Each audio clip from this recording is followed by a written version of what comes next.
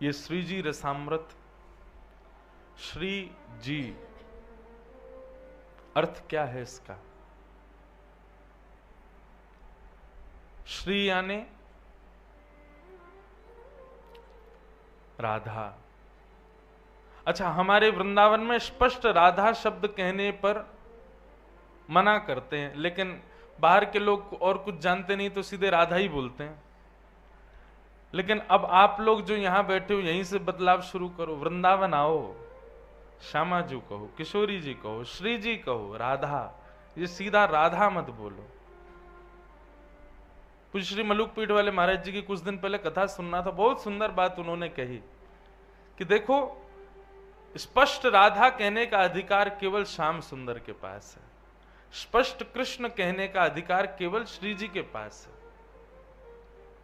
कृष्ण केवल श्री जी बोल सकती हैं और राधा केवल श्याम सुंदर बोल सकते हो। हम क्या बोले? श्री जी बोलो, श्रीनाथ जी बोलो, या श्यामाजू बोलो, किशोरी जी बोलो, पर स्पष्ट राधा मत बोलो। मुझे तो बहुत अनुचित सा लगता, कोई स्पष्ट राधा बोल दे सामने, ठीक है राधा रानी बोल रहे हो, पर फिर भी मर्यादित होके श्यामाजू बोलो, श्री जी बोलो, किशोरी जी बोलो, राधा मत बोलो। वो अधिकार श्याम सुंदर का है।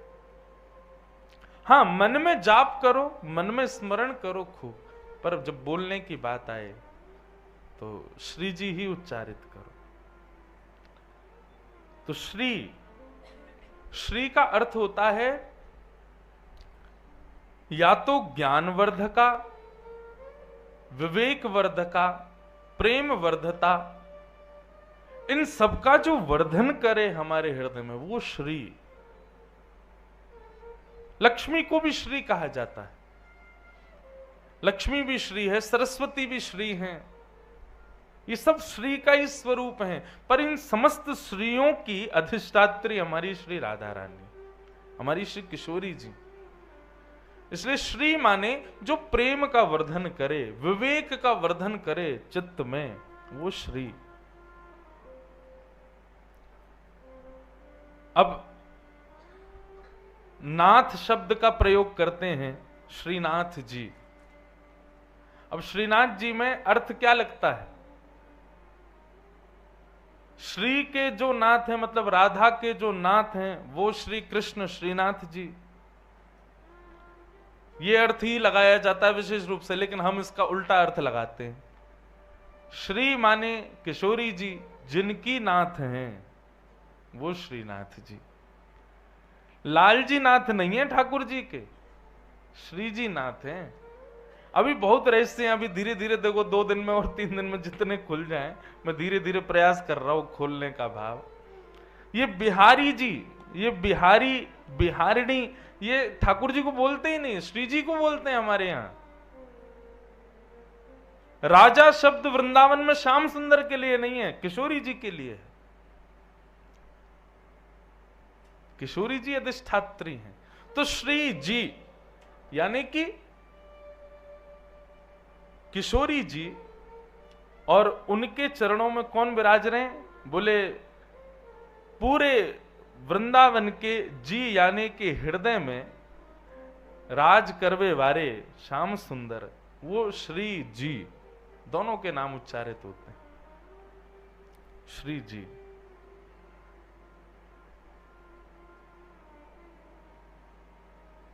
हमारे माई श्यामाजू को राज, जाके अधीन सदा ही सांवरो, या ब्रज को सरताज।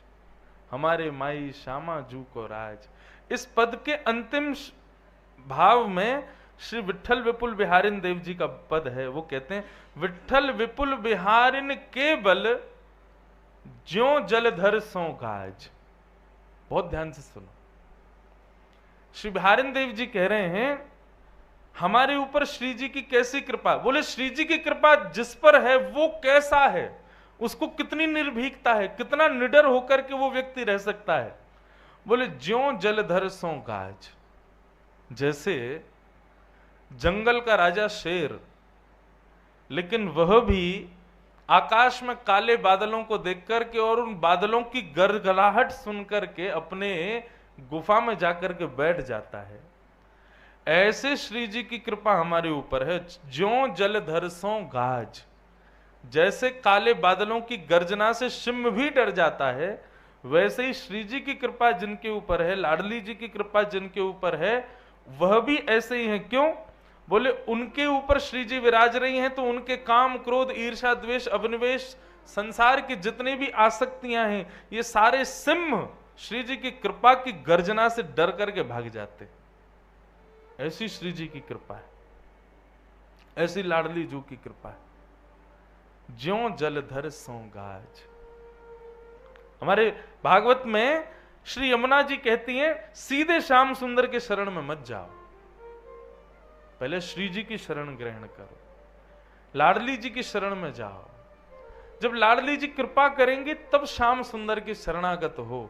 हम लोग सीधे श्याम सुंदर के चरणार विंदन को प्राप्त करवे चले जाएं, वे ऐश्वर्य भाव से हमको स्वीकार करते होंगे, वे ईश्वर बन करके हमको स्वीकार करते होंगे, पर श्री जी के भाव से उनके पास जाएंगे तो जैसे कोई प्रिय स्वीकार करता है, कोई प्रेमी स्वीकार करता है, नाथ ऐसे स्वीकार करेंगे। अब इसका उदाहरण एक प्रकार से ऐसा, किसी व्यक्ति से आप मिलने गए, कोई पदाधिकारी है, तो पदाधिकारी से सीधे मिलने जाओगे तो वो अपने पद का ही अभिमान रखेगा, लेकिन आप उस पदाधिकारी के किसी प्रिय मित्र के संबंध से उसके पास जाओगे तो वो प्रियता से ही मिलेगा, चाय भी पूछेगा, नाश्ता भी पूछेगा।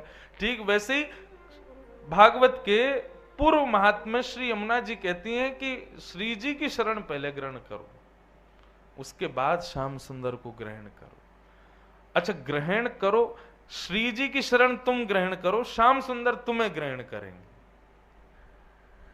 लेकिन श्री जी की शरण भी बड़ी कठिन है।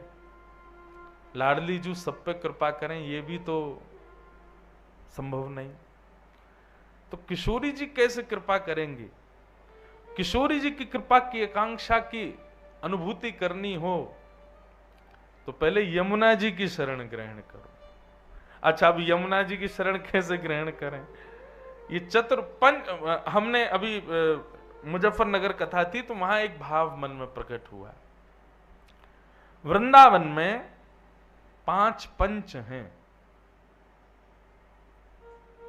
जैसे पंचायतन होते हैं ना, ऐसे वृंदावन के 5 पंच हैं।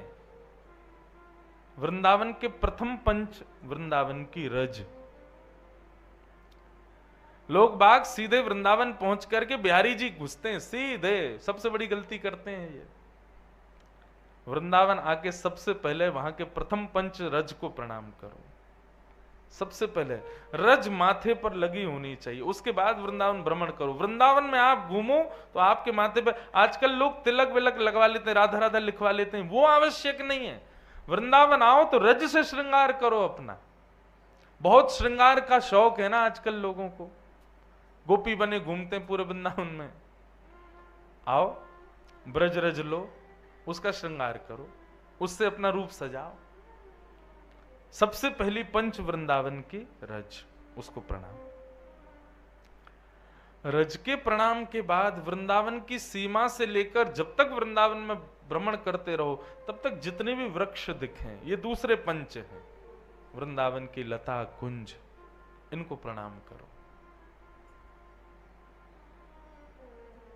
कुंज निकुंज, ये दूसरे पंच।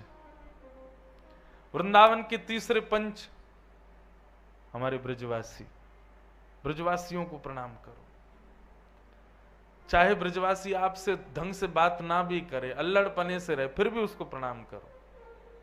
सम्मानम कलयाति घोर गरलम नीचप्पमानम सुधा।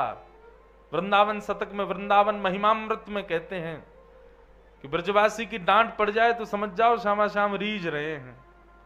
किशोरी जी प्रसन्न है रही हैं, यही मारे डांट पड़वा रही हैं। लेकिन आपसे ब्रजवासी सिहा सिहा के ही बोले, आनंद से ही बोले, खुश खुश ही रहें, तो चिंता होनी चाहिए मन में, ये डांट क्यों नहीं रहा मुझको, ये मुझ पे अभी तक चिल्लाया क्यों नहीं है। तो फिर कुछ ऐसा करो कि ब्रजवासी को गुस्सा आवे। श्री जी कृपा करेंगे। तो वृंदावन में सम्मान नहीं, नीचप्पमानम सुधा, कोई डांट फटकार पड़ जाए। तो ये तीसरे पंच हैं, प्रथम रज, दूसरी वृक्ष, तीसरे ब्रजवासी और चौथे यमुना जी। श्री यमुना जी को प्रणाम करो, यमुना जी को वंदन करो। यमुना जी को वंदन करने के बाद फिर हमारे वृंदावन में पांचवे पंच हैं श्री गोपेश्वर महादेव, उनको प्रणाम करो। वृंदावन में बंधुओं पूज्य श्री कृपालु जी महाराज कहते हैं, आप कृपालु जी को जानते हैं, प्रेम मंदिर जिनके द्वारा स्थापित हुआ, उनकी एक रचना है, उनका एक पद है, उसमें एक बहुत सुंदर बात वे कहते हैं, गोपी प्रेम की भिक्षा दीजे, कैसे हूँ मोहे अपनों कर लीजे, तोर गुण गावत दिवस बितावत, दृग बरसावत, मैं हूँ प्रेम विभोर श्री राधे की जय कृपा की को। महादेव आए तो वृंदावन रास करने थे, पर रास के बाद श्यामा श्याम ने दोनों ने मिलकर के महादेव को बिठा दिया। बोले अब आप यहां विराजो। क्या करने के लिए विराजे? बोले जैसे आपको गोपियों ने गोपी स्वरूप प्रदान किया, अब वृंदावन आने वाले हर रसिक को आप गोपी भाव प्रदान करो। लेकिन लोग भूल जाते, वंचित रहते। वृंदावन आए कितने लोग आज तक गोपेश्वर ही नहीं गए। कितने लोग वृंदावन आए आप में से? सब आए हो ना? और गोपेश्वर कितने लोग गए? हर बार जाते हो? जाया करो। ये हमारे वृंदावन के पांचवे पंच हैं। और सुनो हमारी बात एक और, ओम नमः शिवाय नहीं बोलना वहां जाके। महादेव मां भूले बैठे हैं कि मैं महादेव हूं। उनको याद काय को दिलाओ जाके कि महाराज आप महादेव हो। नहीं नहीं, हम भूले बैठे हैं।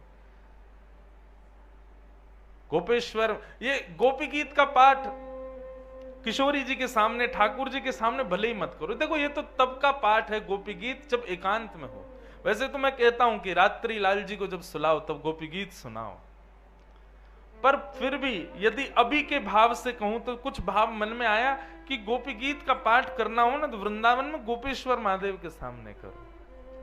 गोपी प्रेम प्रदान करेंगे महादेव, वो इसीलिए विराज रहे हैं। तो ये वृंदावन के पांच पंच हैं,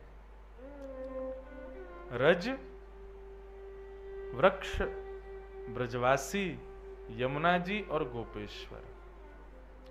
इन पांचों को प्रणाम के बाद फिर आप जाओ राधा रमण, राधा वल्लभ, राधा मदन मोहन, दामोदर, बिहारी जी आदि जहां जाना हो आप स्वच्छंद हो। फिर पांच पंचों की आपको अनुमति मिल गई है। तो बात इधर से शुरू हुई थी कि श्री कृष्ण की प्राप्ति के लिए किशोरी जी की शरण ग्रहण करो और किशोरी जी की प्राप्ति के लिए यमुना जी की शरण ग्रहण करो। परंतु बंधुओं देखो, ऐसे तो मैं नीचे चलता ही चला जाऊंगा, इनके लिए फिर इनकी करो, इनके लिए इनकी करो। परंतु मूलभूत यदि एक बात कहूं तो ब्रज रज यदि माथे से लगी है तो सब स्वीकार कर लेंगे। हाँ? अगर मंदिर का, काशी विश्वनाथ कॉरिडोर का अंदर का कार्ड आपके गले में लटका हो तो कोई नहीं रोकेगा आपको। ठीक वैसे ही हमारे ब्रज रस की रज यदि माथे से लगी हो तो किशोरी जी भी स्वीकार करेंगे, लाल जी भी स्वीकार करेंगे, यमुना जी भी स्वीकार करेंगे, ब्रजवासी भी स्वीकार करेंगे, संत रसिक भी स्वीकार करेंगे, सब स्वीकार करेंगे। इसलिए ब्रज रस में प्रवेश के लिए रज उपासना बड़ी आवश्यक है। उस रज की महिमा को लोग जानने, धूल समझते हैं, धूल नहीं है वो, रज है। और वो रज, उस रज की उपासना आपके काशी का नेतृत्व करके गए वृंदावन, हरिराम व्यास जी ने की। अच्छा मुझे एक और बात, जब भी मैं काशी आता हूं, कथा का कोई क्रम होता है, मुझे हरिराम व्यास जी बहुत याद आते हैं, यहीं पे आते हैं, क्योंकि वो यहीं से गए थे ना वृंदावन।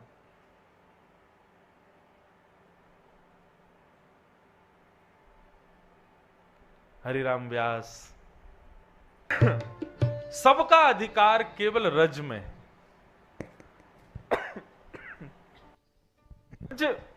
प्रिय लगे तो फिर सब कृपा करेंगे।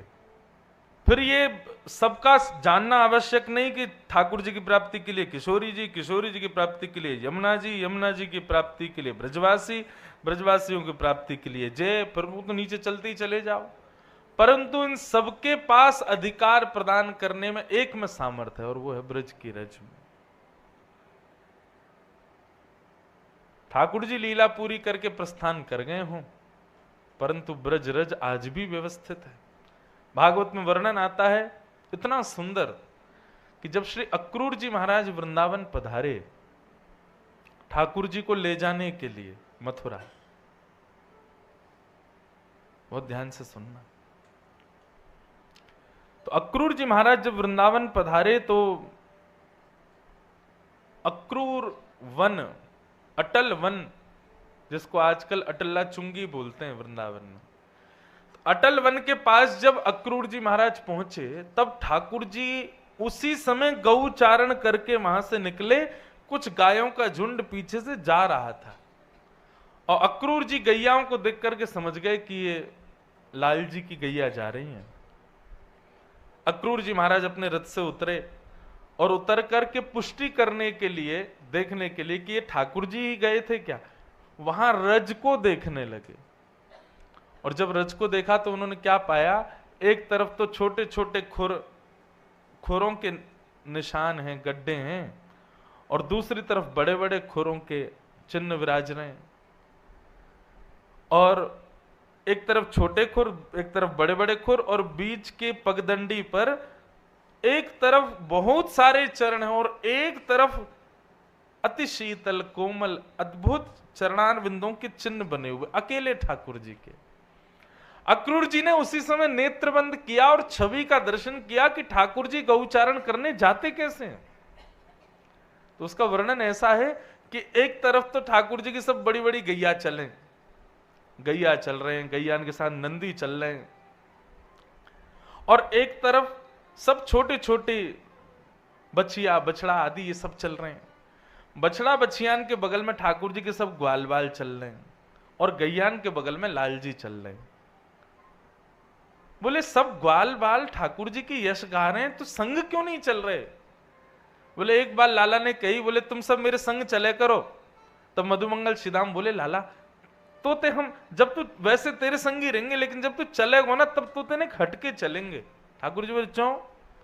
वो लाला जब तू चले ना और अपने पाम धर के पाम उठावे, तेरे पामन की ऐसी सुंदर आकृति बन जाए या ब्रजरज में, हमारा तो मन करे कि इनके ऊपर भी नहीं चले, और हम तो कहा गैया भी ना चले तेरे चरण चिन्हन के ऊपर। मतलब ठाकुर जी जब तक ब्रज में विराजमान रहे, तो जब तक वर्षा ना होती, आंधी ना होती, तब तक ठाकुर जी के चरण चिन्ह बने ही रहते थे। क्यों? क्योंकि ब्रजवासी भी सब देख के चलते, कहीं नंदन नंदन के चरण चिन्ह तो नहीं है। और चरण चिन्हों की पहचान क्या है? बोले ठाकुर जी के चरणों में बहुत सारे चिन्ह बने हैं। वज्र बना है, अंकुश बना है, ध्वजा बनी है, वज्रांकुश ध्वज सरो रोहलांच नाड्यम उत्तुंग रक्त विलसन नख चक्रवाल। और सबसे बड़ी पहचान, ठाकुर जी जैसे ही चरण रख के उठाते हैं उतने हिस्सा में चरण चिन्ह तो बन ही जाते हैं, बाकी उसमें सुगंधी भी आने लग जाती है ठाकुर जी के चरणों की। ऐसे चरण चिन्हों से पूरा ब्रजमंडल आच्छादित है। मैं अपनी कथाओं में कहा करता हूं, वैकुंठ में ठाकुर जी शेषनाग पे ही रहते हैं, और कहीं जाना हो तो गरुण जी को बुला लेते हैं। पैर नहीं रखते जमीन पे, और रखते भी हैं तो सोना चांदी की जूती पहने अपने चरणन में। ये बिना पादुकाओं वाला चरण तो केवल वृंदावन को प्राप्त है।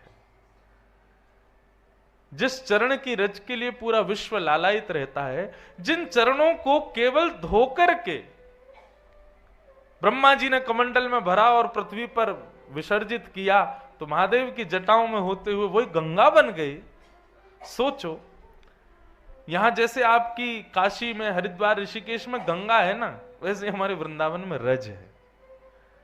यहां गंगा स्नान का जितना फल है, हमारी ब्रज की रज को माथे से लगाने का उतना फल है। क्यों? क्योंकि श्री हरि चरणामृत से कम नहीं है वो। इसलिए ब्रज उपासकों को चाहिए, और चाहिए क्या, ब्रज उपासक लेते ही सबसे पहले रज का आश्रय है। हमारे वृंदावन में देखो, ब्रज उपासकों के माथे पर रज निश्चित दिखेगी। क्यों? क्योंकि इस रज की ही कृपा है कि किशोरी जी, ठाकुर जी, यमुना जी सब स्वीकार करते हैं।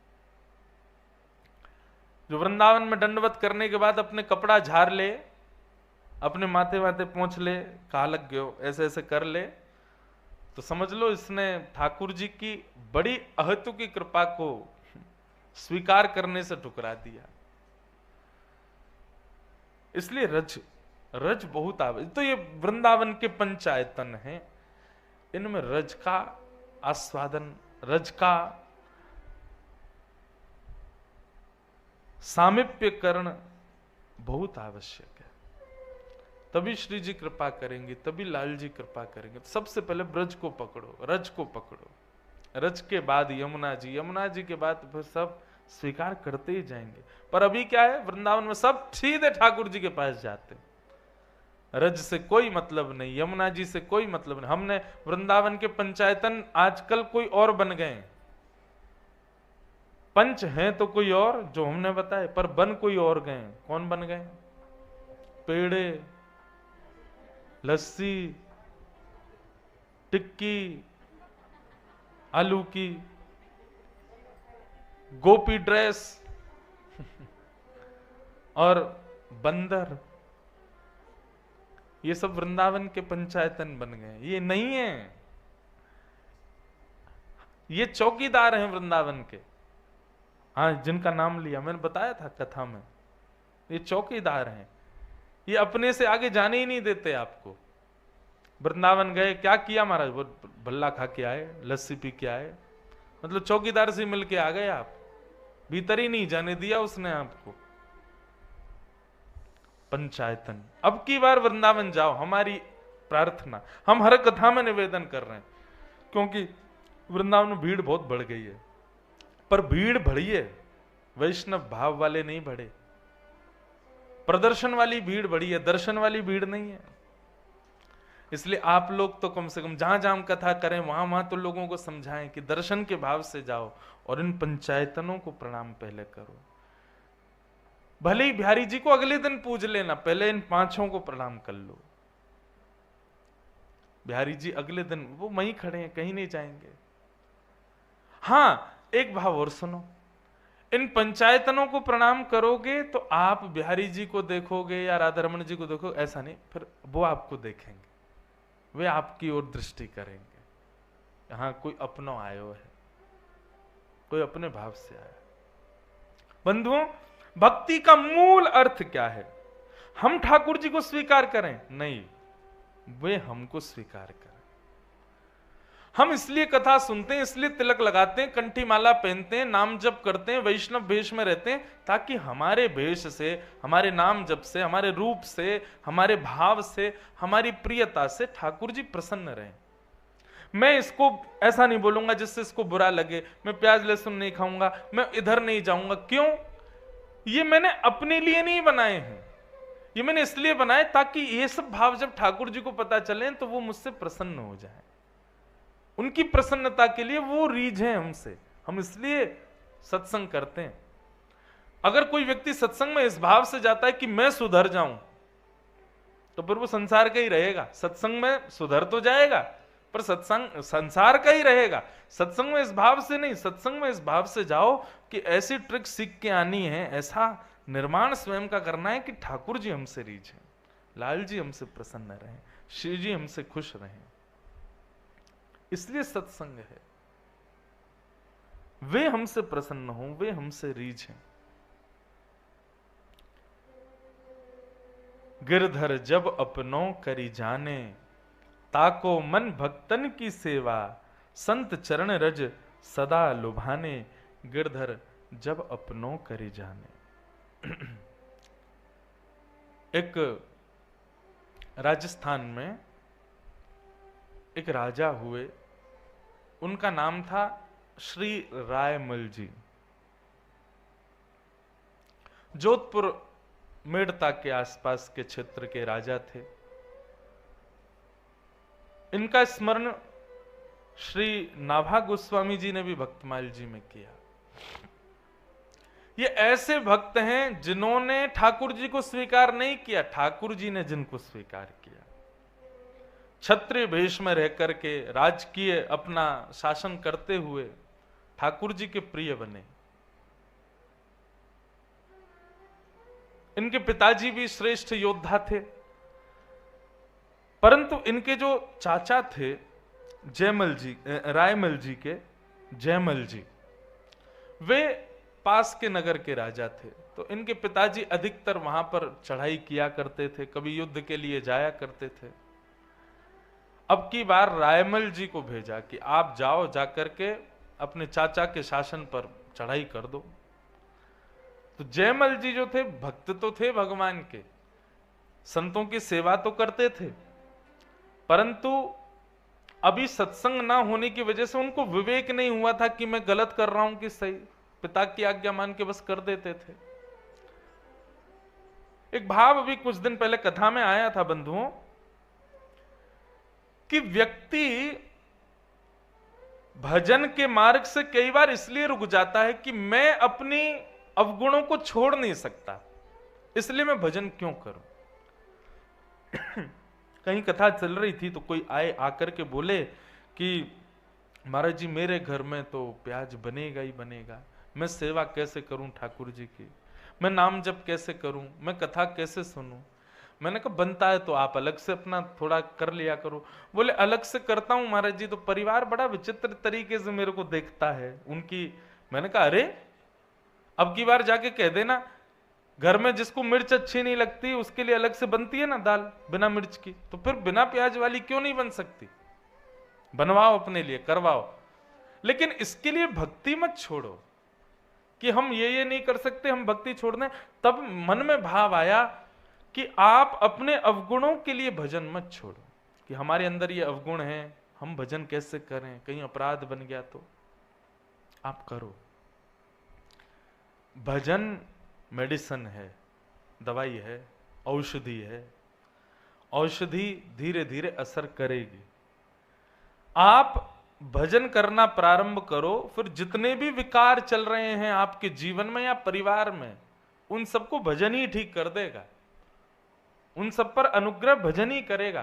काम, क्रोध, लोभ, ईर्ष्या, द्वेष जो भी है आपके अंदर, किसी को निकालने की आवश्यकता नहीं है, बस भजन भीतर ले आओ।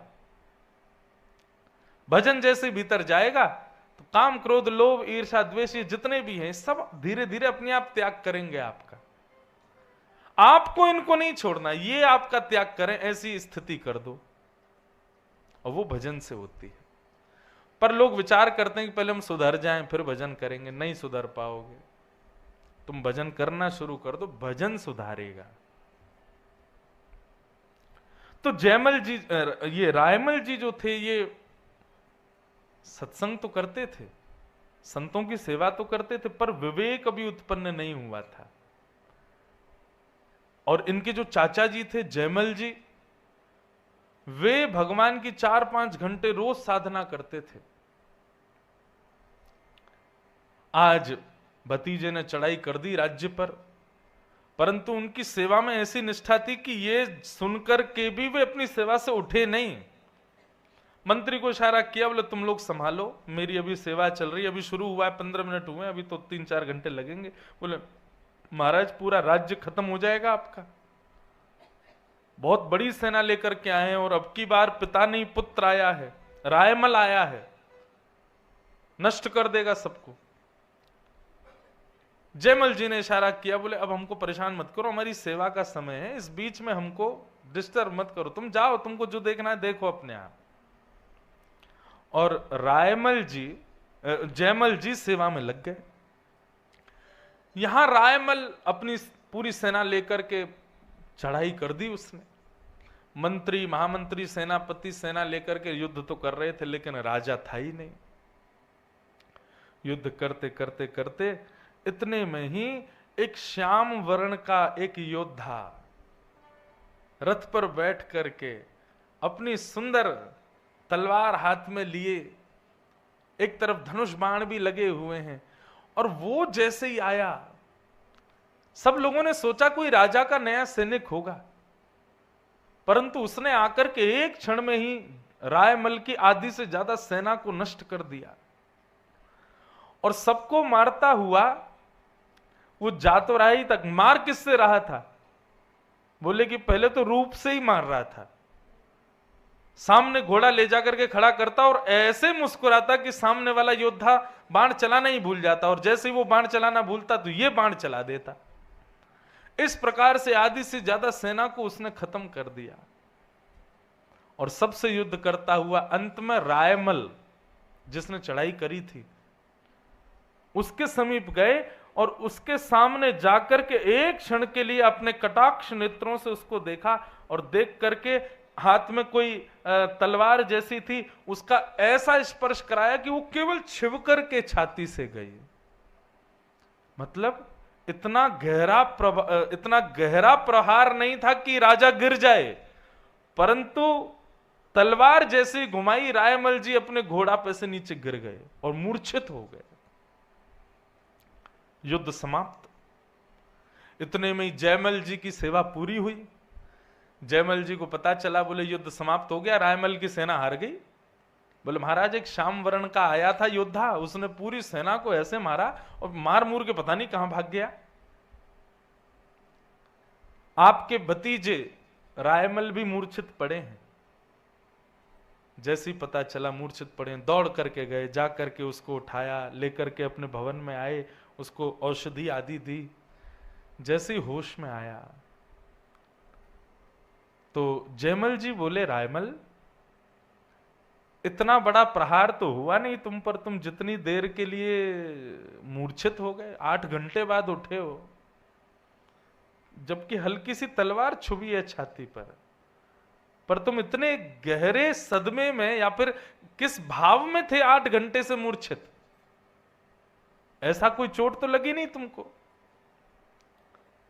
तब रायमल जी ने आकर आंख खोली, थोड़ी देर में सुध आई, और सुध आते ही बोले चाचा जी आपकी सेना में वो सांवला सा कौन था, वो श्याम वर्ण का कौन था जो सबको मार रहा था? बोले वो आकर के मेरे सामने खड़ा हुआ, उसने तलवार से कब मारा वो तो मुझे पता ही नहीं चला, पर उसने जब अपने कटाक्षों से मेरी ओर देखा, मेरी मृत्यु हो गई हो मानो। मेरे को ऐसा लगा मेरे हृदय में किसी ने खंजर घोंप दिया हो, मेरे प्राण जैसे निकल गए।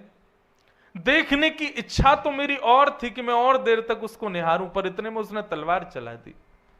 चाचा जी कौन है वो, मुझे एक बार उसको दिखा दो ना, मैं पिताजी से बात करूंगा, आइंदा आपके राज्य पर कभी चढ़ाई नहीं करेंगे, पर मुझे केवल आप एक काम कर दीजिए, वो सैनिक मुझको दे दीजिए, मैं दिन रात केवल उसको देखना चाहता हूं।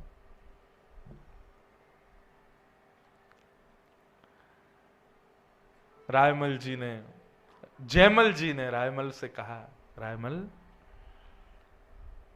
वो कोई और नहीं थे, श्याम सुंदरी आए थे। क्यों? क्योंकि जिस समय तुमने चढ़ाई की उस समय मैं सेवा कर रहा था ठाकुर जी की। सैनिकों ने आकर के मुझे खूब कहा कि चलिए युद्ध करना, पर मैंने ठाकुर जी की सेवा को नहीं छोड़ा। इसलिए सेवा ना छोड़ने की वजह से ठाकुर जी बोले ये सेवा में व्यस्त है, चलो इसकी जगह हम जाते। तो ठाकुर जी ही गए थे और उन्होंने ही जाकर के युद्ध किया, और जो भी कुछ था वो सब उन्होंने ही किया। तुम्हारा सौभाग्य है रायमल कि तुमने ठाकुर जी को देखा। नारायण कवि का एक पद है, बहुत सुंदर पद है। इस पद को बंधुओं याद कर लीजिएगा। मैंने जब पहली बार पढ़ा तो मैं कम से कम 2-2.5 घंटे तक इसके चिंतन में ही रहा। भैरवी, बहुत सुंदर पद है। जयमल जी ने जब से ठाकुर जी को देखा, रायमल ने, तब से ठाकुर जी का चिंतन कर रहे हैं। नारायण कवि रायमल जी की स्थिति का वर्णन कर रहे हैं। सोते जगते उठते बैठते हमेशा केवल ठाकुर जी का चिंतन चलता है। और बार बार वो योद्धा के रूप में आया हुआ श्याम सुंदर उनको दिखाई देता है। अति छवि भरे नाग के छोना, डरती डसे कर सैन, ऐसे नंद नंदन के नैन। अब ये गा तो दियो हमने, सुन भी लियो आपने, लेकिन अनुभव उसी को होगा जिसको वास्तव में अनुभव इनको भयो हो। ठाकुर जी के नेत्र, रायमल की स्थिति ऐसी हो गई महाराज, अब तो दिन रात ठाकुर जी का चिंतन करे। और चिंतन करता करता रायमल क्या गलत युद्ध में चला गया, ठाकुर जी से युद्ध हो गया, ऐसे सामने पड़े कि अब जीवन बदल गया। केवल भगवत भजन ही उसका जीवन बन गया। और कहीं सत्संग में जाकर के रायमल ने सुना कि अच्छा, ठाकुर जी जिसको प्रिय लगते हैं वो सत्संग खोज खोज के सुनने जाता है। कहाँ हो रहा है, कैसे हो रहा है, क्या हो रहा है, जाओ चलो, क्यों, कुछ तो सुनने को मिले, लाल जी की थोड़ी समीपता तो प्राप्त हो। जैसे ही रायमल सत्संगों में जाता तो वहां किसी संत ने बताया, बोले वैष्णवों की सेवा करने वाले ठाकुर जी को बहुत प्रिय है। तब से रायमल ने संतों को घर बुला करके उनकी खूब सेवा करना प्रारंभ किया। चरण धोना, प्रसाद पवाना, दक्षिणा देना, माला पहनाना, तिलक करना, और यही उनकी पत्नी भी करती। एक दिन ऐसा हुआ, एक संत पधारे, उनके चरणों में प्रणाम करके रायमल ने कहा कि भगवान, हम सब संतों से एक ही आशीर्वाद मांगते हैं कि हमको श्याम सुंदर के प्रत्यक्ष दर्शन हो। हुए तो हैं मुझे, पर ऐसी स्थिति में हुए कि मैं उसका वर्णन नहीं कर सकता। मुझे फिर से वो छवि देखनी है। तब संत ने आज्ञा की, अच्छा नेत्र बंद करो। तो दोनों ने सोचा ये कुछ बोलेंगे उससे हमको चित्त में दिखेंगे। नेत्र बंद किए दोनों ने, रायमल जी और उनकी पत्नी ने। कहा अब नेत्र खोलो। जैसे ही नेत्र खोले तो संत की जगह पर श्याम सुंदर खड़े हुए हैं। प्रत्यक्ष संत के वेश में ही पधारे सेवा करवाने अपनी, और ठाकुर जी ने उनको स्वीकार कर लिया। इस प्रकार श्री रायमल जी भगवत धाम को फिर प्रस्थान कर गए। तो ठाकुर जी को जिसको स्वीकार करना होता है उसको युद्ध के बीच में से भी उठा लाते हैं, और ठाकुर जी को जिसको स्वीकार नहीं करना वो संतों के, वैष्णवों के, भक्तों के बीच में रह के भी उनका नहीं हो पाता। स्वीकृति की आवश्यकता, और वो स्वीकृति हमारी बने उसी के लिए हम सत्संग करते हैं, उसी के लिए हम कथा सुनते हैं। ठाकुर जी कृपा करें ताकि हमें भी स्वीकार करें। भगवत स्वीकृति के कुछ लक्षण हैं। ठाकुर जी स्वीकार कर रहे हैं, श्री जी ने आप पर कृपा की है, उसके कुछ लक्षण हैं, कुछ सिम्टम्स बोल लो जो अनुभूति में आएंगे। क्या है? प्रथम, ताको मन भक्तन की सेवा। जिसको ठाकुर जी सेवा स्वीकार कर लेंगे उसका मन बार बार भक्तों की सेवा में ही लगेगा। फिर एक होती है भगवत सेवा और एक होती है भक्त सेवा। भगवत सेवा बंधुओं सब कर लेते हैं। आज भारत में इतने घर हैं, हर घर में ठाकुर जी विराज रहे हैं। हर घर का व्यक्ति माला तो पहना ही देता है, अगरबत्ती तो घुमा ही देता, सेवा तो सभी कर रहे हैं, अपने स्तर की सब कर लेते हैं। पर भगवत सेवा, भक्त सेवा हर कोई नहीं कर पाता। वैष्णवों की सेवा हर कोई नहीं कर पाता। वैष्णव सेवा घर में प्रारंभ हो, चित्त में ये भावना उत्पन्न हो कि वैष्णवों का खूब मंगल हो, खूब सेवा हो, तो समझो ये ठाकुर जी की प्राप्ति का, श्री जी की कृपा का प्रथम लक्षण। श्री जी ठाकुर जी कृपा कर रहे हैं, उसका द्वितीय जो भाव है वो क्या है? भगवत चर्चा के प्रति अनुराग। उसके अतिरिक्त कोई और चर्चा हो तो समय व्यर्थ जैसा अनुभव होना। कोई भगवत चर्चा ना कर रहा हो, सांसारिक चर्चाएं चल रही हो, तो वहां बैठ करके ऐसा भाव लगना कि हमारा समय निकल रहा है, हमें भगवत चर्चा श्रवण करनी है, कितनी देर हो सके ठाकुर जी की चर्चा श्रवण करें, ऐसी भावना बार बार हृदय में उत्पन्न होना, ये भगवत कृपा का दूसरा लक्षण। भगवत अंगीकार स्वीकार का तीसरा अभिप्राय है संग्रह की स्थिति खत्म हो जाना। संग्रह का मन नहीं करेगा, फिर कुछ भी अपने पास रखें ऐसी स्थिति नहीं रहेगी, जितना हो सके दे दें। कोई कुछ मांगे फिर दो, नहीं, जो अपने पास होगा फिर मन होगा ये भी इसको प्रदान करें। संग्रह का मन नहीं रहेगा, ऐसी स्थिति। भगवत स्वीकारीकरण का यह तीसरा लक्षण। और चौथा, देहाभिमान शून्य। देह का अभिमान शून्य हो जाएगा। करोगे कुछ होगा कुछ, पांव धरोगे कहीं जाएगा कहीं, पहनोगे कुछ सोचा होगा ऐसे दिखेंगे, दिखोगे कुछ और। ये स्थितियां चार ऐसी हैं जो भगवत श्री जी ठाकुर जी की स्वीकृति का प्रमाण है। इनमें से कुछ हुआ हमारे संग? कुछ भी नहीं हुआ, तो निश्चित है कि अभी स्वीकारीकरण हुआ नहीं लाल जी का। इसलिए स्वीकृति के लिए हम सत्संग सुनते हैं, ताकि लाल जी हमें स्वीकार करें, श्री जी हम पर कृपा करें, अनुग्रह करें। श्री कुम्मन दास जी महाराज, सूरदास जी महाराज, मीराबाई, ये सब स्वीकृति है, भगवत स्वीकारीकरण हो चुका है इनके प्रति। कुम्मन दास जी के चरित्र में भाव आता है कि श्री कुम्मन दास जी गाते बहुत सुंदर थे। एक मैं कथा में एक बात कहा करता हूं बंधुओं कि कई लोग पूछते हैं कि महाराज जी, आप लाल जी आपके संग रहते हैं, सेवा में विशेष क्या ठाकुर जी को अर्पित करना चाहिए जिससे ठाकुर जी प्रसन्न रहें? आप अपने गुणों को पहचानो, आपके पास कौन सा गुण है, और उसी गुण को भगवद निवेदित करके ठाकुर जी को दो, वो सबसे प्रिय। उसी के लिए ठाकुर जी आए हैं। अब आपके पास आए हैं, आपको खाना बनाना बहुत बढ़िया आता है, भोजन बहुत बढ़िया बनाते हो आप, तो ठाकुर जी इसी के लिए आए हैं। गजराज तारो तेने आवने को, जावने को, खावने पकावने को मीराबाई तारी है। नरसिंह मेहता को तारो वहीवार सवारने को, वेदन सुनावने को जयदेव तारो है।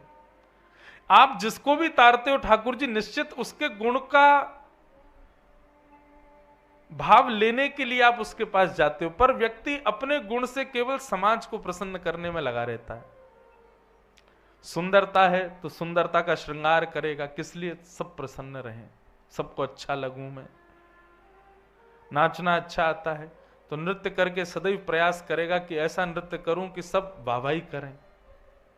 गाना बहुत अच्छा आता है तो फिर लोक रंजन और केवल अपनी पॉपुलैरिटी के लिए गाना प्रारंभ कर देता है। अपने गुण को ही ठाकुर जी को दो। ठाकुर जी आए इसीलिए आपके पास। अगर सेवा विराजी है आपके घर पे तो वो और किसी साधन के लिए नहीं आए हैं। आपका गुण जो है जिससे आप सबको रिझाते हो, उसको ठाकुर जी लेने आए हैं। उनको प्रदान करो, उनको निवेदित करो, अपने भाव निवेदित करो। तो श्री कुम्मन दास जी महाराज बहुत सुंदर गाते थे, लेकिन उनके परिवार को बहुत आवश्यकता थी कि कोई व्यक्ति खूब सारा धन दिया करे ताकि कुम्मन दास जी का घर चले। पर कुम्मन दास जी कभी लोक रंजन के लिए गाते ही नहीं थे। किसी भी गुण का प्रयोग लोक रंजन के लिए हो तो समाज प्रसन्न होगा, संसार आपसे रीझेगा, पर उसी गुण का भाव ठाकुर जी की प्रसन्नता के लिए हो तो ठाकुर जी रीझ जाएंगे निश्चित। मैं अपनी कथाओं में कहा करता हूं कि भजन, साधन, भाव, भक्ति, एकादशी व्रत, तिलक लगाना, कंठी माला पहनना, ये सब जरूरी है, परंतु इन सब के साथ अपने गुण को ठाकुर जी को निवेदित करो। आपका जो योग्य गुण है वो ठाकुर जी को प्रस्तुत करो। उससे ठाकुर जी आपके भजन से पहले आपसे मिल जाएंगे। भजन से जितना समय लगना होगा वो और कम हो जाएगा। ठाकुर जी गुण से जल्दी रीझ जाएंगे। गुण निवेदित करो। कुम्मन दास जी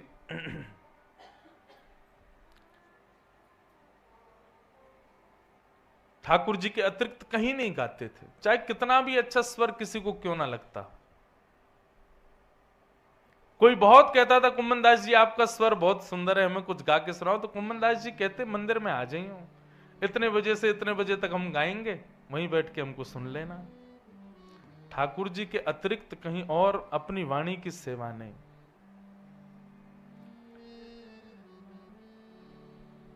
राजा ने बुलाया, अकबर ने बुलाया, बादशाहों ने बुलाया, लेकिन कहीं भी जाते ऐसा कुछ करके आ जाते कि दान दक्षिणा कुछ मिले ही ना। उनका स्वभाव ऐसा बने। घर परिवार के लोग कहते, बोले कुम्मन दास जी कुछ तो किया करो जिससे घर भर में थोड़े पैसा आवे तुम्हारे। लेकिन कुम्मन दास जी की तो केवल चित्त वृत्ति एक ही थी कि श्याम सुंदर रीझ है बस, और भले ही चाहे ना रीझ, हमें उससे कोई चिंता नहीं।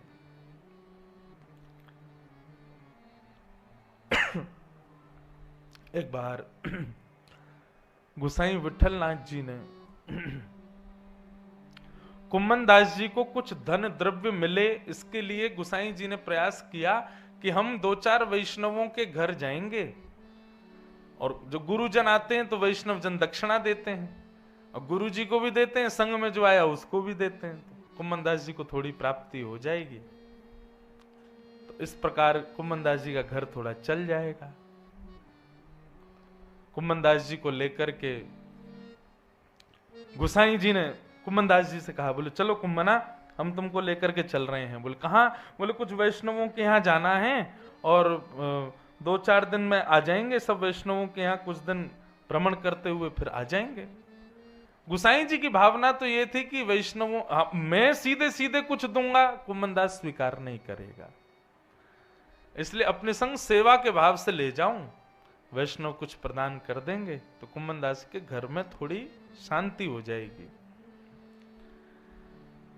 परंतु बंधुओं, जिसका चित्त वृत्ति में ठाकुर जी विराज रहे हों, उसको फिर कुछ और वस्तु की आवश्यकता नहीं। हमको कई बार वैष्णव भक्तों को देख के लगता है कि बेचारा बड़ा दीन है, बड़ा दुखी है, पर उसकी स्थिति में जब ठाकुर जी विराज गए तो उसको संसार की वस्तुओं की कोई आवश्यकता नहीं।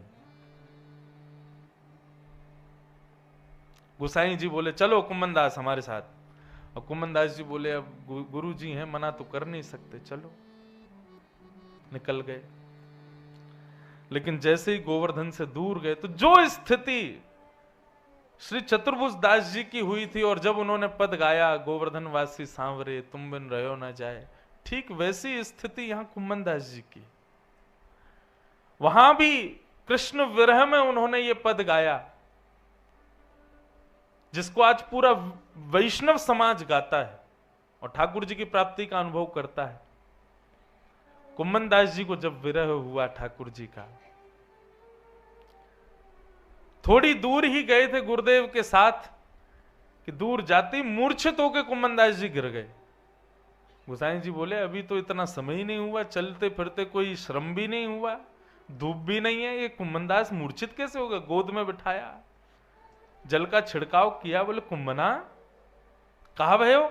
होश में आए, और होश में आते ही नेत्रों के सामने गोसाई जी हैं, पर उठकर के बैठ गए और गिरिराज जी को दूर से देखने लगे, और देखते देखते नेत्रों से अश्रु गिरने लगे, और गोसाई जी के सन्मुख गाने लगे, किते दिन हुए जु गए बिन देखे। क्या गा रहे हैं? किते दिन हुए जु गए बिन देखे। स्थिति सुनिए, 1 घंटा भी नहीं हुआ है अभी निकले हुए गोवर्धन से, श्री जी के चरणों से दूर हुए 1 घंटे का समय भी नहीं हुआ है, 1 घड़ी के आसपास समय निकला है, और यहां कुम्मन दास जी कह रहे हैं कितने दिन हुए जु गए बिन देखे। गोसाई जी नहीं समझे। गोसाई जी बोले शायद कोई नातेदार रिश्तेदार होगा, उसके लिए कह रहा होगा, बहुत दिन से नहीं देखा, अचानक स्मृति आ गई होगी। गोसाई जी बोले किसको नहीं देखा कुंभना? बोले तरुण किशोर रसिक नंद नंदन, तरुण किशोर रसिक नंद नंदन, कछुक उठत मुख रेखे, कछुक उठत मुख रेखे, किते दिन वे जुगे बिन देखे, किते दिन है जुगे बिन देखे। मैं ये बात क्यों कह रहा हूं? हमको श्यामा श्याम की लीला सुननी है, हमको ठाकुर जी के मंगल चरित्र सुनने हैं। स्थिति है ऐसी हमारी। कुम्मनदास, सूरदास, मीराबाई जैसी स्थिति बन गई है हमारी? नहीं। और ऐसी स्थिति बन गई तो फिर कुछ और दिखेगा नहीं बंधुओं। ये आज का जो पूरा सत्र प्रथम दिन का रहा, मैंने विशेष रूप से कुम्मनदास जी या कुछ भक्तों को ही आगे रखा, केवल स्थिति बताने के लिए आपको, कि स्थिति जिनकी होती है उन्हीं को ही ब्रजरस प्राप्त है, सबको नहीं। हमारी भागवत कथाओं से ज्यादा लोग प्रार्थना करते हैं 3 दिवसीय 4 दिवसीय चर्चा के लिए, पर मैं अधिकार नहीं देता। क्यों? क्योंकि भागवत के माध्यम से जब तक अपनी स्थिति नहीं बनाओगे आप ऐसी, तब तक ब्रजरस केवल एक मनोरंजन बन जाएगा। ठाकुर जी ऐसे नाच रहे हैं, ऐसे लीला कर रहे हैं, किशोरी जी का श्रृंगार ऐसा, किशोरी जी की वस्त्र ऐसे, किशोरी जी ऐसे मटका भर रही हैं, फिर ये दान लीला, ये मान लीला, ये लीला। मुझे मन में ऐसा भाव आता है कि जब तक स्थिति नहीं बनी हो, इन लीलाओं का वाचन मनोरंजन नहीं होना चाहिए कि सुनने वाले को केवल ये लगा हाँ बहुत सुंदर लीला थी, आज तो आनंद आ गया, ठाकुर जी कैसे गोपी बन करके गए श्री जी के पास में। ये मनोरंजन नहीं। स्थिति है हमारी ऐसी नहीं। मैं आपको दोष नहीं दे रहा हूं, मैं खुद को भी दे रहा हूं, मेरी है ऐसी ना। हम 4 घंटे के लिए अपने लाल जी को कक्ष में अकेला छोड़ के कथा करने चले जाते हैं, लौट के आते हैं, तब मुझे भी लगता है कि हम 4 घंटे भी आपके बिना कैसे रह लेते हैं ठाकुर जी। हम रह लेते हैं इसलिए मतलब अभी स्थिति बनी नहीं हमारी, और स्थिति नहीं हुई तो फिर मैं कैसे उस रस का अधिकारी मान लूं स्वयं को। इसलिए इन चर्चाओं को वैष्णवों को पहले प्रणाम कर रहे हैं, ताकि स्थिति हमको प्राप्त हो, थोड़ी ही बने तो सही। जहां एक घड़ी से कम का समय भी कुम्मनदास जी को दिनों के समान लगता है। अरे कुम्मनदास जी को छोड़ो, गोपी गीत उठाओ, गोपियों को देखो। त्रुटे युगायते त्वाम पश्यताम। गोपियां क्या कहती हैं? हे नंदनंदन, हे श्याम सुंदर, जब आप गौचारण करने के लिए जाते हो और उस समय जब आप गौचारण करते हो, आपके घुंघराले केश, मधुर कटाक्ष नेत्र, ऐसे सुंदर कपोल, पीली पीतांबरी धारण करके जब आप गायों के पीछे चलते हो, उस समय जब हम आपको देखती हैं ना, और देखते देखते जब हमारी पलकें ऐसे झपक जाती हैं, तो वो एक क्षण से कम समय के लिए झपकी हुई पलक भी हमको 3 युग के समान लगती है। 1 वर्ष, 10 वर्ष, 100 वर्ष, 1000 वर्ष नहीं, 1 युग मतलब लाखों वर्ष आ जाते हैं एक युग में। और गोपियां कहती हैं कि वो एक क्षण से कम समय के लिए झपकी हुई पलक भी हमको त्रुटिर युग आयते, कितने युग निकल गए हो ऐसा लगता है नाथ। और आप हमको यहां बीच इस राजभूमि में छोड़ करके अंतर ध्यान हो गए आप यहां से। हम कैसे जिएंगे? नेह किम वध, क्या ये हमारा वध नहीं कर रहे हो आप? हमारे पास है ऐसी स्थिति नहीं।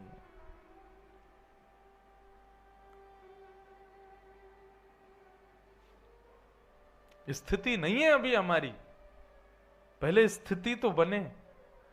इसलिए स्थिति बनने के लिए क्या करें? गोपियों को, गोपेश्वर को, इन सबको पहले प्रणाम करवा रहे हैं हम, ताकि इनको वंदन करो, पहले इन रसिक जनों को प्रणाम करो, इनको, इनके स्थिति भाव को समझो, तब उस लीला में प्रवेश करें। वह चितवन, वह दृष्टि मनोहर, वह चितवन, वह दृष्टि मनोहर, वह नटवर बपु भेखे, वह नटवर बपु भेखे, किते दिन वे जुगे बिन देखे, किते दिन वे जुगे बिन देखे। श्याम सुंदर संग मिल खेलन की, श्याम सुंदर संग मिल खेलन की, आवत जियब रेखे, आवत जियब रेखे, कुंभन दास लाल गिरिधर बिन, कुंभन दास लाल गिरधर बिन, जीवन जन्म अलेखे, जीवन जन्म अब लेखे, किते दिन हुए जुगे बिन देखे, किते दिन है जुगे बिन देखे। कुम्मन दास जी सुबह उठ करके बैठे एक दिन, और जब कुम्मन दास जी अपना तिलक लगाते थे ना, तब गोद में ठाकुर जी आके बैठ जाते थे कुम्मन दास जी की, और थोड़ी पकड़ पकड़ के कहते, हम बे ठीक लग रहा है, सही है, सीधो कर ले, हाँ लग गो तिलक तेरो। क्यों? कुम्मन दास जी घर में आरसी नहीं थी, शीशा नहीं था। कुम्मन दास जी के चरित्र में आता है कि कुम्मन दास जी एक कठौते में जल भर के छाया से तिलक करते थे। तो एक दिन ठाकुर जी प्रकट है गए, गोद में बैठ के बोले, कुम्मना तू तिलक लगा, मैं बताऊंगा सीधा लग रहा है कि नहीं। तो कुम्मन दास जी तिलक लगाते, ठाकुर जी थोड़ी पकड़ के बैठते, जैसे टेढ़ा लगता तो ठाकुर जी थोड़ी घुमा देते, बोले हाँ अब सीधा लग रहा है, यूं ही लगा ले, हाँ लगो बस बस बस है गए हो, नीचे तो घुमा ले, नीचे से घूम गया। तब कुम्मन दास जी ने एक पद गाया, तू है सखी, हम गाते हैं कथा में, बड़ भाग बड़ी गोपाल तेरे घर आवत, आए हमारे घर। जो भी वैष्णव तिलक धारण करते हैं बिना आरसी के नहीं कर सकते, पर हमारी भक्ति ऐसी कुम्मन दास जैसी है कि गोद में बैठे लाल जी बता मैं, हाँ सीधो लगो कि नहीं टेढ़ो लग रहा है, अरे कुंभना ने ठीक कर ले, ने केशन को सवार ले, ए यार बगलबंदी ने ठीक ते बांधे करे, ऐसे गुडोले करे बाबड़ों से बन के हैं। ऐसे ध्यान ठाकुर जी रखते कुम्मन दास जी का। और दुनिया को, गांव को, पूरे गोवर्धन को लगता है कुम्मन दास बेचारा कितना निर्धन, पर कुम्मन दास को कैसे बताए कि मैं किस धन से आच्छादित हूं। मेरे एक एक भाव को ठाकुर जी सही करते हैं। मेरे घर में पहनने को वस्त्र नहीं, एक ही बगलबंदी रोज पहनूं, ठाकुर जी आके अपने हाथन से झाड़ दें, ए कुम्मन आया ठीक कर ले, चलिए धोती को पीछे साफ कर, ऐसे चले कर, ऐसे घूमे कर, ऐसे कुम्मन दास। ऐसी स्थिति है हमारी बंधु। हम कह रहे हैं ऐसी स्थिति कभी नहीं बन सकती, पर इस स्थिति का आसपास भी प्रवेश मिल जाए तो समझना हमारा जीवन सार्थक। हमारे ब्रज के रसिक जन कहते हैं कि हम जितनी देर ठाकुर जी को याद कर रहे हैं या ठाकुर जी के विषय में सुन रहे हैं या भगवत वैष्णवों की वार्ता सुन रहे हैं, हम उतनी देर ही जीवित हैं, बाकी के समय तो हम मरे हुए हैं, हम जीवित थोड़े हैं।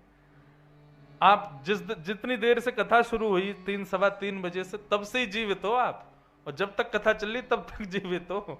बाकी समय पे तो यही मानो केवल शरीर हमारा चल रहा है, काम आदि केवल व्यवहार मात्र हो रहा है। यही जीवित अवस्था है जितनी देर हरि चर्चा हो रही है। कुम्मन दास जी गोद में ठाकुर जी बैठे, सोई राजा आ गया उनके कक्ष में। उस राजा के आते ही ठाकुर जी अंतर ध्यान हो गए।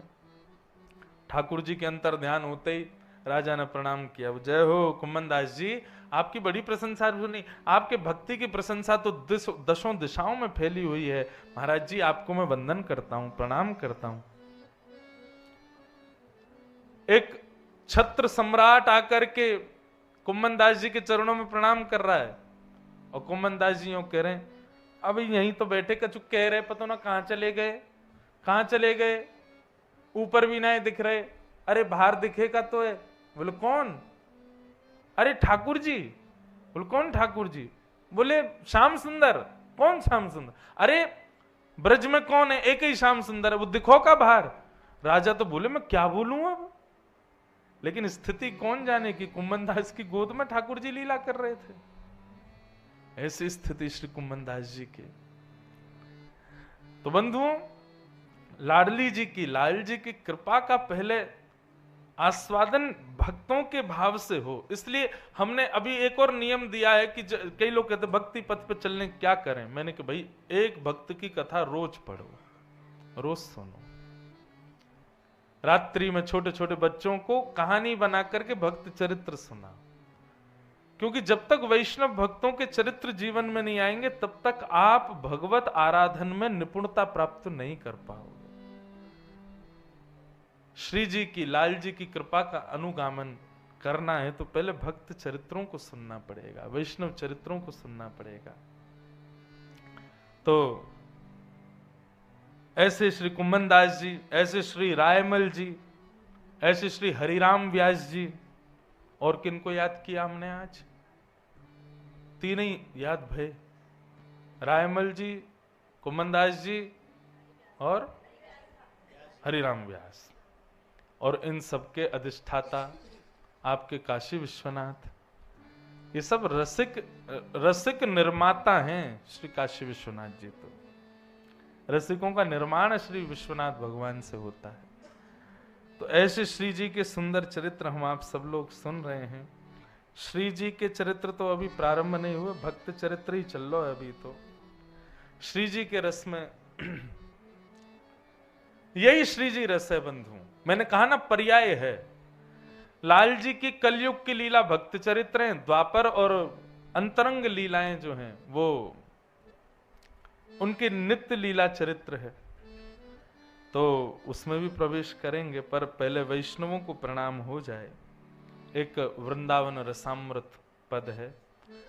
अभी 2 दिन और कल और परसों की कथा है, तो कल ऐसी व्यवस्था हो जाएगी तो ठीक है कि सबको एक प्राप्त हो जाएगी उसकी प्रति, ताकि आप सब लोग भी उस पद को गा सको साथ में। हमारे वृंदावन बंधुओं 7 ठाकुर हैं। और कौन कौन से सप्त ठाकुर हैं? गोविंद देव जी, मदन मोहन जी, गोपीनाथ जी, राधा रमण जी, राधा वल्लभ जी, युगल किशोर जी और बिहारी जी। ये 7 प्रमुख ठाकुर हैं वृंदावन के। अच्छा, एक बात, एक मन में भाव आता है, एक कथा और करेंगे हम कभी, इन सप्त ठाकुरों के प्रादुर्भाव की कथा, और इनको जिन जिन आचार्यों ने प्रकट किया, जैसे कि श्री गोविंद देव जी को रूप गोस्वामी जी ने, मदन मोहन जी को सनातन गोस्वामी जी ने, गोपीनाथ जी को मधु पंडित मधुसूदन उन्होंने प्रकट किया। ऐसे सप्त ठाकुरों के प्रादुर्भाव की भी कथा है, कैसे प्रकट हुए। अच्छा बंधुओं, ये सप्त ठाकुर जो हैं इनको किसी मूर्तिकार ने नहीं बनाया। हाँ, एक मूर्तिकार ने बनाया इन 7 को, हमारी श्री जी ने। ये श्री जी के हृदय के ठाकुर जी हैं 7 हमारे ब्रज के। श्री जी के हृदय में ही इनका निर्माण हुआ है और ये वहीं से वैष्णवों के द्वारा प्रकट किए गए हैं। परंतु 3 ठाकुरों की प्रमुख हमारे यहाँ कथा बताई जाती है, श्री गोविंद देव जी, मदन मोहन जी और गोपीनाथ जी। इन तीनों का निर्माण भगवान के परपौत्र वज्रनाभ ने करवाया। और कैसे करवाया? जिस शिला पर ठाकुर जी का जन्म हुआ मथुरा में कंस के यहां, उसी शिला से इनका निर्माण हुआ। मतलब कंस के कारागृह में देवकी मैया ने जिस शिला पर ठाकुर जी को जन्म दिया, उसी शिला से तीनों ठाकुर प्रकट हुए, इनका निर्माण करवाया किसने? वज्रनाभ, भगवान के परपौत्र ने। फिर कालांतर में ये वृंदावन में विराजमान हो गए भीतर। फिर जब अभी कुछ वर्षों पहले भक्त शतक आया, उस समय भक्ति भक्त हुए पूरे विश्व में, तभी हमारे यहां श्री हरिदास जी महाराज, हितरवंश महाप्रभु, गोपाल भट्ट गोस्वामी, मीराबाई आदि ये सब उसी समय में हुए। 100 साल तक केवल भक्त हुए थे। उस समय में इन ठाकुरों को अपने भक्ति भजन से पुनर्प्रकट किया वैष्णवों ने। बाकी ये ठाकुर पूर्व से ही वृंदावन में विराजते, उनकी भी बड़ी मधुर कथा। कल एक ठाकुर की कथा सुनाएंगे, राधा वल्लभ जी की, मदन मोहन जी की, कैसे प्रकट हुए, कहां से पधारे, क्या उनका भाव। तो ये 3 ठाकुर, मदन मोहन जी, गोविंद देव जी और गोपीनाथ जी, ये 3 वज्रनाभ ने इनका निर्माण करवाया। कहते हैं श्री गोविंद देव जी जो हैं जयपुर में विराजमान, इनका निर्माण जब हुआ तो भगवान की 16,000 पटरानियों ने जब इनको देखा, घूंघट कर लिया और घूंघट करके बोली ये तो बिल्कुल श्याम सुंदर ही हैं, ये तो बिल्कुल उनके जैसे ही हैं। तो ऐसे गोविंद देव, गोपीनाथ, मदन मोहन, ये 3 तो राजस्थान में विराज रहे हैं, एक पन्ना में हैं युगल किशोर जी, और 3 वृंदावन में, राधा रमण, राधा वल्लभ और बिहारी जी। इन 7 ठाकुरों को हमारे ब्रज के सप्त निधि कहा जाता है। इन सप्त निधियों को प्रणाम करेंगे हम 3 दिन तक रोज।